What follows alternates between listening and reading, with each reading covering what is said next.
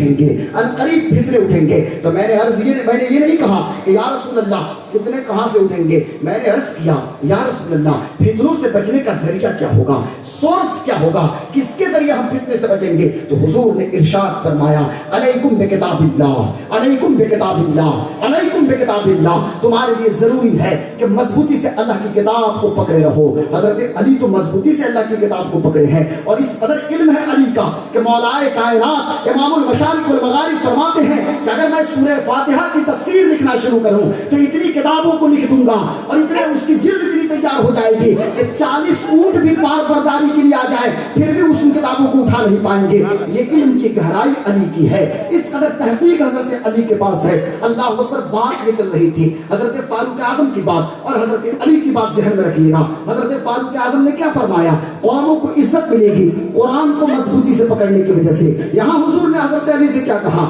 کہ تم پر لازم ہے کہ قرآن کو مضبوطی سے پکڑو۔ مجھے کہنے دیا جائے صاحب، ہم معزز تھے زمانے میں اس وقت تک جب تک کہ قرآن ہمارا امام رہا ہے۔ قرآن امام تھا بدر میں، طاقت ہمارے پاس تھی۔ قرآن امام تھا احد میں، قرآن بھی امام تھا اور مصطفیٰ بھی امام تھے، طاقت و قوت ہمارے پاس تھی۔ اور صاحب اسلام کبھی مغلوب نہیں رہا ہے، اسلام مغلوب ہونے کے لیے آیا ہی نہیں ہے، یہ تو غالب دین ہے۔ ہم تو اس وقت بھی غالب تھے جب مکہ میں ہم 39 تھے، ہم اس وقت بھی غالب تھے جب عمر کی شکل میں مکہ میں ہم 40 ہوئے، ہم اس وقت بھی غالب تھے جب ہم بدر میں 313 تھے، ہم اس وقت بھی غالب تھے جب احد میں ہم 1000 تھے، ہم تو خندق میں بھی غالب تھے، ہم تو خیبر میں بھی غالب تھے، ہم تو بنو قریظہ میں بھی غالب تھے، ہم تو حنین میں بھی غالب تھے۔ میری بات سمجھیے گا، میں کہنا یہ چاہتا ہوں جب تک قرآن امام تھا قوموں کے امام ہم تھے، لیکن جب سے ہم نے قرآن کو پس پشت ڈالا ہے آج پوری دنیا میں ذلت و رسوائی سے ہم ہمکنار ہو رہے ہیں اور پوری دنیا تذلیل ہماری کر رہی ہے۔ آج ہماری وجہ سے اسلامی مقدسات کی تحقیر ہو رہی ہے، آج ہماری وجہ سے اسلامی شاعر کا مذاق اڑایا جا رہا ہے، آج ہماری وجہ سے اسلامک لا کی دھجیاں اڑائی جا رہی ہے۔ جس کو چلنے کا طریقہ نہیں پتا، جس کو باتھ روم کے پین میں بیٹھنے کا طریقہ نہیں پتا کہ لیٹرنگ کیسے کرنا ہے، پیشاب کرنے کا طریقہ کیا ہے، اور ٹی وی چینل پہ آتا ہے اور ڈیبیٹ پہ جس کو یہ بھی نہیں پتا کہ مونچھ کیسے رکھنی ہے، گاڑی کس طرح رکھنی ہے، وہ آگے اسلام کے خلاف بولنا شروع کر دے۔ یہ ناچنے والی عورتیں، یہ ٹی وی چینل پہ آنے والی اینکر، یہ ان کی حالت یہ ہو جاتی ہے، یہ ان کو اینکرنیاں آپ کہہ سکتے ہیں، اینکر جو ہے ان کی حالت یہ بھی بک بک کرنا شروع کر دے رہی ہیں۔ میں کہنا یہ چاہتا ہوں آپ جس کو جو مرضی اسلام کے بارے میں بولنا شروع کر دے، یہ کمی ہماری ہے۔ ضرورت یہ ہے کہ قرآن کو مضبوطی سے پکڑ لیں۔ اگر آج بھی ہم قرآن کو مضبوطی سے پکڑ لیں تو بھاگ پیچھے کی طرف اے گردش جان تو ایک انقلاب برپا ہوتا اور آج بھی قوموں کی امامت ہمارے مقدر ہو جائے گی اور قوموں کے امام ہم بنتے ہوئے نظر آئے گے۔ سبحان اللہ۔ لیکن ہاں ایسے نہیں، شرط ہے قرآن کو امام بنانا پڑے گا۔ ہاں قرآن امام ہوگا، مصطفیٰ امام ہیں، قرآن کو مضبوطی سے پکڑ لیا تو پوری دنیا آپ کے پیچھے چلے گی۔ ایسے ایک مثال دے کے اپنی گفتگو ختم کرنے کی کوشش کروں گا۔ میرے دوستوں، میرے بزرگوں، میرے بھائیوں، میرے عزیزوں، قرآن سے ٹوٹ کے محبت کیجیے اور اتنی محبت کیجیے نا، ہم کہاں سے مثال پیش کریں، لیکن چونکہ شان اہل بیت کانفرنس ہے تو ہم چلتے ہیں اسی خانوادے کی بارگاہ میں کہ جن کا ذکر ہمارے ایمان کا حصہ ہے۔ ہم چلتے ہیں اسی بارگاہ میں کہ جن کی باتوں سے ہمارے روح کو جلا حاصل ہوتی ہے۔ ہم چلتے ہیں اسی بارگاہ میں کہ جن کے تذکرہ کے بغیر ہماری گفتگو ختم نہیں ہوگی۔ حضرت پیر صاحب قبلہ نے فرمایا تھا نا کہ حضور نے ارشاد فرمایا حدیث شریف ہے کہ میں تمہارے بیچ دو چیزوں کو چھوڑ رہا ہوں، یہ قرآن اور اہل بیت۔ قرآن اور اہل بیت کو ایک ساتھ کیوں ذکر کیا؟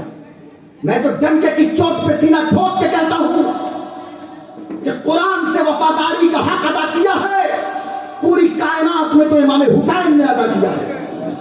اور قرآن سے کتنی محبت! ارے میرے دوستوں، میرے بھائیوں، میرے بزرگوں، آپ کیوں نہیں صرف تنہا امام حسین کو اپنا اسٹار بنا لیتے؟ ہم تو صرف بالی ووڈ کے ناچنے اور گانے والوں کی طرف دیکھتے ہیں اور ہم نے ان کو اپنا رول ماڈل اور آئیڈیل بنا لیا۔ حضور فرماتے ہیں اصحابی کالنجوم فبأیہم اقتدیتم اہتدیتم، all my companions are just like a star۔ میرے جتنے صحابہ ہیں آسمان ہدایت کے ستارے ہیں۔ امام حسین اہل بیت کے فرد بھی ہیں اور صحابی رسول بھی امام حسین ہیں۔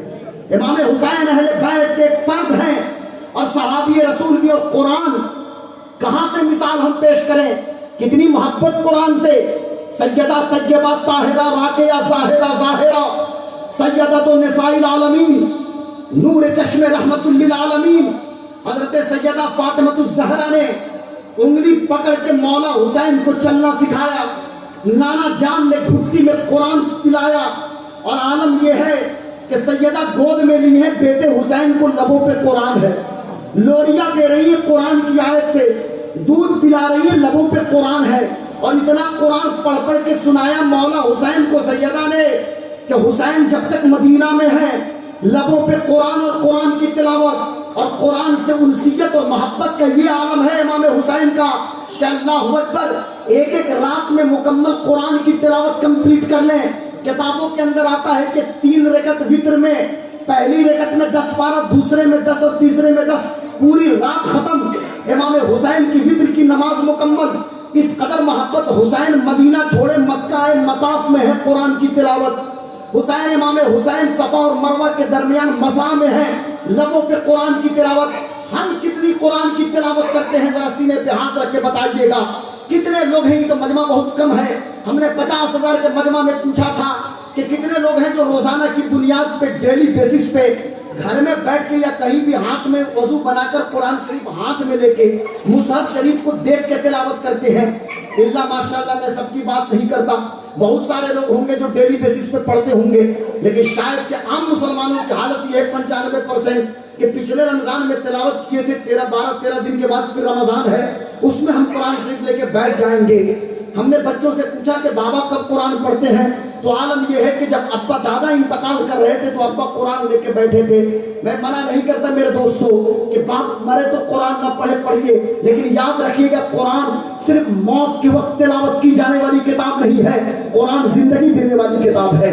پوری کائنات کو زندگی یہ کتاب دیتی ہے. بات یہ چل رہی تھی ہر وقت قرآن کی تلاوت. امام حسین مکہ میں ہے تو قرآن, سفر میں ہے تو قرآن, حضر میں ہے تو قرآن, رات میں قرآن, دن میں قرآن. اور اس قرآن کا جو رنگ سیدہ فاطمہ نے امام حسین پہ چڑھایا ہے اور مصطفیٰ جان عالم نے جو گھٹی میں پلایا ہے, اس کا جلوہ دیکھنا ہے تو چلو کربلا کی دھرتی پہ چلتے ہیں. کربلا کا چٹیل میدان ہے, نہر فرات پہ پہرے لگا دیے گئے, 3 دن کے بھوکے اور پیاسے مولا حسین ہیں, لیکن شب عاشور کو 10ویں محرم کی رات بھی خیمہ حسین سے رونے اور بلکنے کی صدا نہیں آ رہی ہے, قرآن کی تلاوت کی صدا آ رہی ہے. خیمہ زینب سے قرآن کی تلاوت کی صدا آ رہی ہے. اور 10 محرم کو میرا حسین شہید ہوا اور نیزے پہ حسین کا سر ہے, لب حسین سے بھی قرآن کی تلاوت کی صدا آ رہی ہے.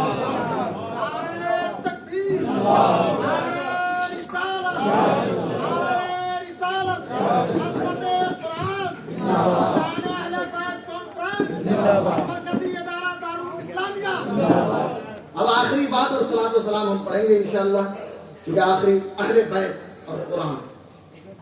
حضور نے یہ بھی فرمایا تھا نا, حضور نے ارشاد فرمایا کہ یہ دونوں حوض کوثر پہ آ کے ملیں گے, حوض کوثر پہ ایک ساتھ آ کے ملیں گے. اللہ اکبر. امام حسن سے کوئی پوچھے قرآن سے محبت, مولا علی سے کوئی پوچھے.